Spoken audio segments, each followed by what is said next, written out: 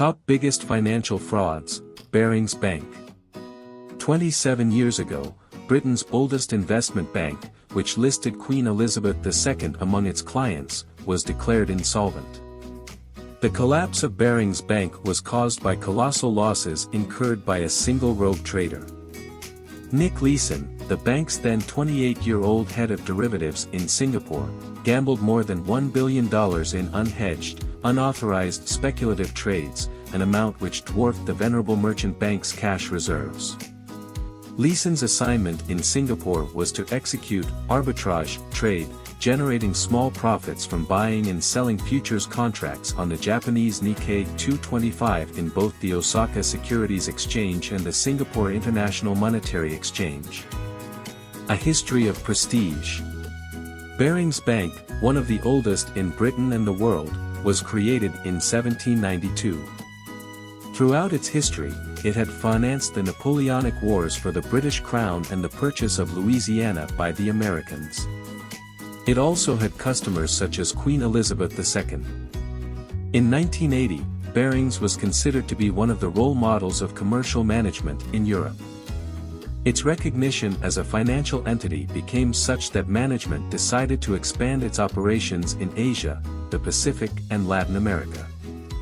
Despite its prestige, Barings Bank became insolvent on February 26, 1995, due to transactions performed by Nick Leeson, one of its officers, from the bank's small office in Singapore, Barings Securities Singapore, BSS, which had opened its doors in 1987. The rise of a young prodigy. Nick Leeson started his career as an employee of Coutts & Company, and years later he moved to Morgan Stanley, where he learned about the world of financial investments. At the tender age of 22, Leeson began working at Barings Bank on July 10, 1989. In 1992, Leeson was sent to the BSS as General Manager of Futures Market Transactions. In order to develop stock trading on the Singapore Stock Exchange, he had to hire staff for the back office area, the unit responsible for the settlement, documentation, support and accounting of derivative transactions. However, the guidance received by the young manager stated that the amount and salary of his staff should be restricted. Therefore, Leeson ended up hiring young, inexperienced professionals. Later, he was authorized to trade personally, which was not part of a general manager's job.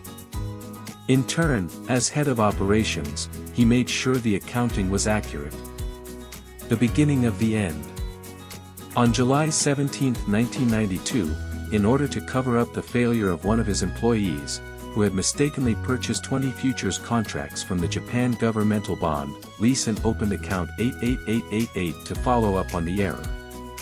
The account was then used to conceal unauthorized transactions. Through this account, dozens of transactions of the same type were performed between September and December of the same year. When those negative transactions began to grow, Leeson began trading in the options market to cover losses. In July 1993, Leeson had temporarily reversed his loss-making position and had achieved astronomical gains.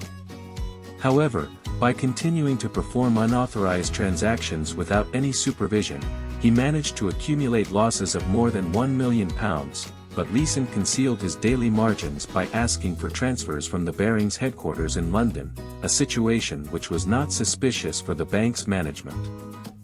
Inadequate management and poor risk management. The fact that Leeson's requests were accepted was due to several reasons. The lack of controls over the Singapore office, the disinterest of supervisors in reviewing transaction records and internal auditor reports, the number of customers with large volumes of transactions and the positive figures that Leeson reported as profits made it easier for transfer orders to be accepted without many obstacles. This scenario was also favored by the lack of controls.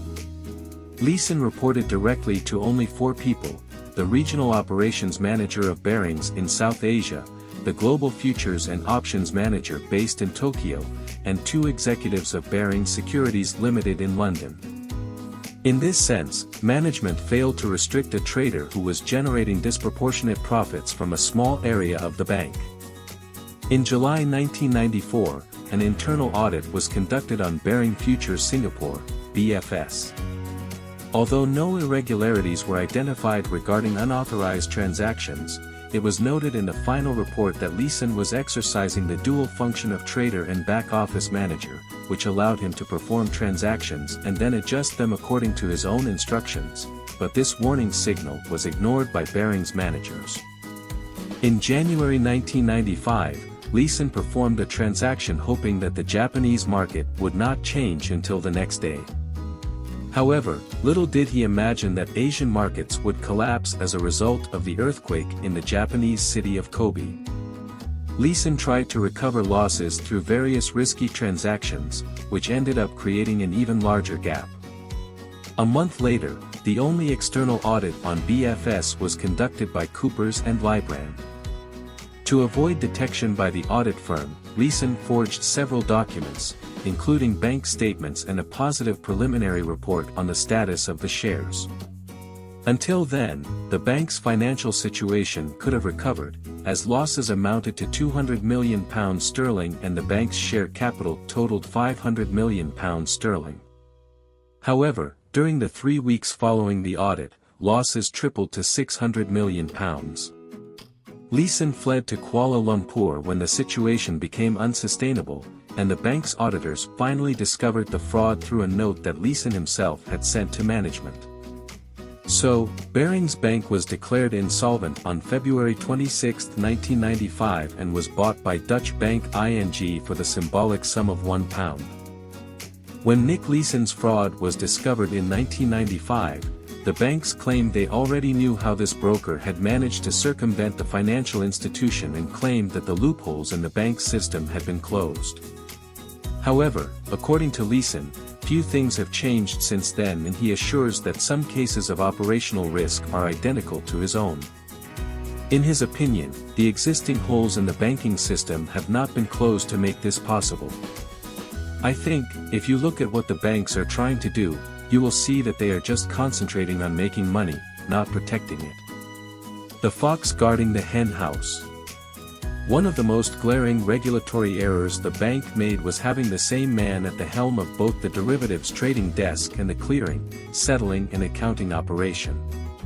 ACA Compliance Chief Services Officer Carlo Di Florio, a former senior executive at both FINRA, Financial Industry Regulatory Authority, and the U.S. Securities and Exchange Commission, SEC, said this convergence of duties was tantamount having the fox guarding the hen house.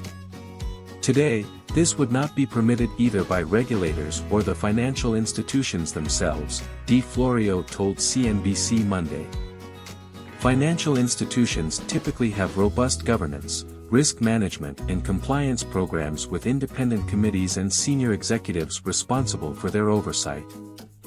Well, thank you so much for watching. If you enjoyed today's video, please give it a thumbs up and subscribe our channel for more content like this.